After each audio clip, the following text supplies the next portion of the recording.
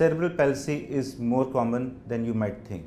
Hi, my name is Dr. Rajesh Gupta. I am Senior Consultant Neurologist at Max Hospital, Patparganj.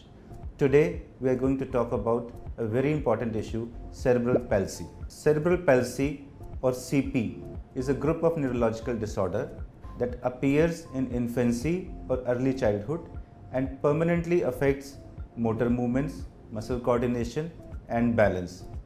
CP affects that part of the brain that is responsible for muscle movements. It is not a very rare disorder. In fact, it is seen in around 3 per 1000 live births. Majority of the children who have CP are born with it, although it may not be detected until a few months or years. There are some risk factors which increase the chance of a child being born with CP. For example, preterm labor, low birth weight, multiple gestations like twin pregnancies, in vitro fertilization, which is quite common nowadays. Some complications during childbirth may lead to decrease in oxygen supply to fetus, which may lead to CP. Some children may develop brain damage after birth, which may lead to CP. For example, brain infections like meningitis or encephalitis may lead to CP. For example, head injury may also cause cerebral palsy. It is important to note that CP is non-progressive, meaning the brain damage caused in CP typically doesn't get worsened with time. I would also like to clarify that risk factors do not cause the disease but merely increase the chance of having it. Many families ask the question whether CP is hereditary. No, it is not hereditary. Most common signs of CP are stiffness, which is called spasticity, and weakness. If these involve both the legs, it is called spastic diplegia. If it involves both the hands and both the legs, then it is called spastic quadriplegia. If it involves one hand and one leg on the same side, then it is called spastic hemiplegia. This leads to difficulty in walking.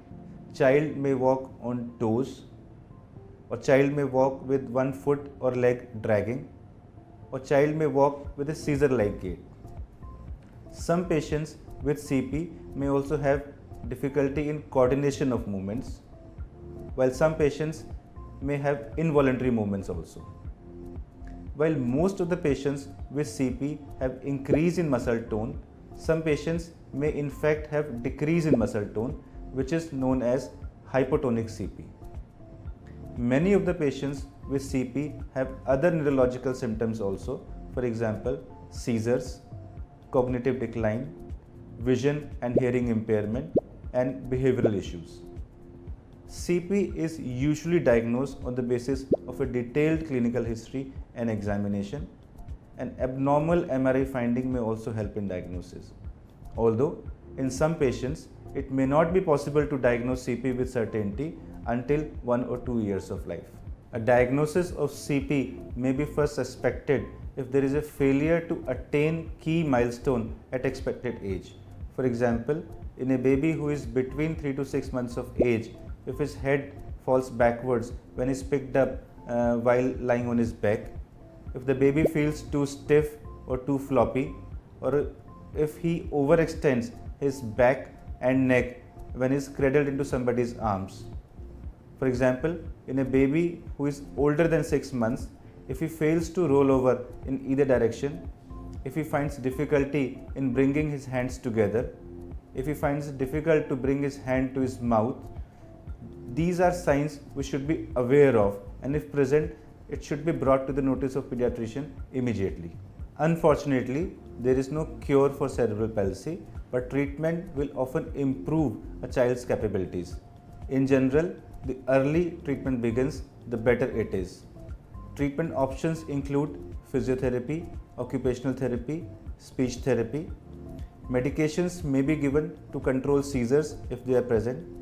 Medications are often required to reduce muscle tone. Surgery may be required in few patients to correct anatomical abnormalities. Surgery may also be required to release tight muscles. CP does not always cause profound disability. In fact, in many of the patients with CP, the disorder itself does not shorten lifespan, you would be happy to know that many of these patients have average or above average intelligence and they attend the same school as other children of their age. Supportive treatment, medications and surgery can improve a child's ability to communicate with the world and can improve child's motor skills. While one patient with severe CP may not be able to walk at all and may require extensive lifelong care, other patient with mild CP may not require any special assistance. In the end, I would like to say that it's very important to have good medical care during pregnancy, during childbirth, and even after that to reduce the chances of developing CP. But if it is there, one should be vigilant enough to pick it up early and to diagnose it early, because good, comprehensive, multidisciplinary care can improve a child's capabilities and reduce his disabilities and can help him lead a near normal life. If you found the content relevant and informative, do subscribe the channel. If you have any doubt, do comment on below. Thank you.